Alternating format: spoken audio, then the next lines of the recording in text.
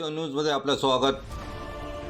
हिंगोली शहरातील तिरुपती नगर भागातील विश्वनाथ उगवले या शिक्षकाच्या घरी चोरीच्या घटना घडली होती. पोलिसांनी तपास फिरून हा गुन्हा उघड केला आहे. तिरुपती नगरातील विश्वनाथ उगवले या शिक्षकाची घरी 10 मार्च रोजी चोरीची घटना घडली होती.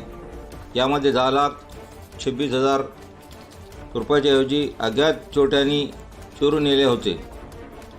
स्थानिक गुन्हा शाखाच्या पथकाने तपास चक्र फिरून गोपनीय माहिती आधारे सय्यद सोहेल सय्यद सरवर राहणार बालगुंडा मुस्तफा हिल्स अँड मार्क मोहम्मद नगर हैदराबाद यांना गुन्हा केल्याचे निष्पन्न झाल्याचे त्याला जेरबंद करून गुन्ह्यातील 2,28,000 रुपयाचे 5 तोळे सोन्याचे दागिने जप्त केले आहे.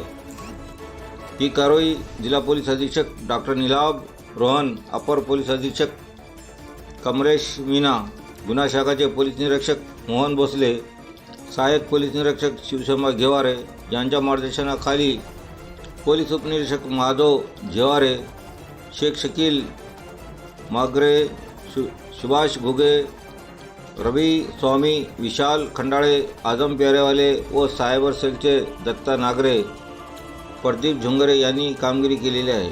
एस-1 न्यूजसाठी आणि सहमत हिंगोली.